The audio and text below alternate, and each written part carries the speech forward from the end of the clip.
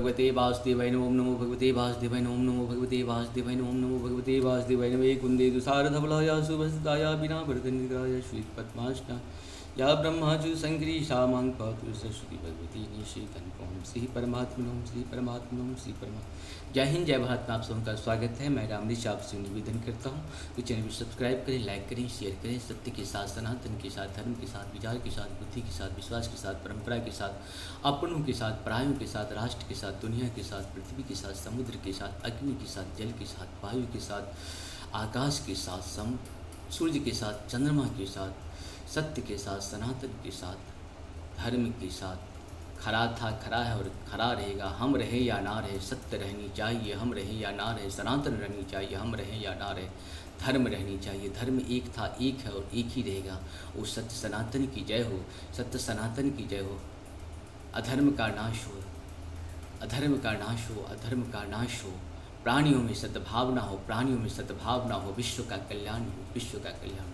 कभी भी कोई भी धर्म किसी की बहू बेटी का इज्जत लूटना नहीं सिखाता। कोई भी धर्म किसी के घर जलाना नहीं सिखाता है। धर्म एक था, इसीलिए धर्म एक कहा जाता है। धर्म सम्मान करना, स्वाभिमान करना, अपमान करना भी धर्म नहीं सिखाता। हमारे यहाँ तो शास्त्रों में एक चींटी को भी मारना अपराध माना गया है। लेकिन जिस हिसाब से लोग करते हैं उनका विनाश निश्चित है, बहुत जल्दी विनाश हो जाएगा। आप सभी जानते हैं कि अधर्म का नाश होना तय है और बहुत जल्दी अधर्म नाश हो रहा है। आप सबों को विश्वास रखनी चाहिए, अपना कर्तव्य को निभाते रहना चाहिए और एकजुट होकर सत्य सनातन धर्म की जय कहना चाहिए। जय श्री राम। शुरू करते हैं आज हम लोग श्रीमद् भागवत गीता के अध्याय 6 के 19, 20, 21, 22 और 23 को पूर्ण करेंगे, क्योंकि एक ही साथ सब है, इसीलिए हम लोग 23 तक पूर्ण करेंगे। पहले संस्कृत में, बाद में इसका हिंदी अनुवाद सुनेंगे।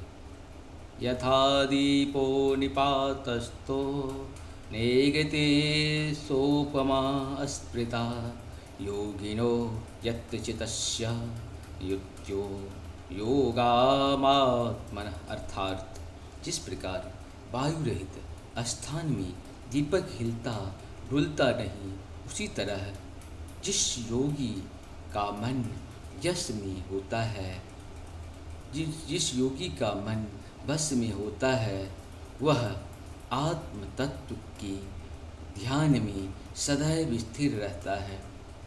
यत्रो परमते चितं निरुद्धं योग सेव्या यत्र जवात्मात्मानं पश्यांते दुष्यति सुखामात्मनिमनं यत् बुद्धिग्रहामन्त्र्यं वेति यत्र केवायं स्थिरं चलित तत्प्रतः यः लब्धा वाचा परं लाभं मन्यते नादिकं ततः यस्मिन् स्थितो न दुःखेन गुरुणापि विचाल्यते न विद्या दुख संयोग वियोगं योग संगीतम।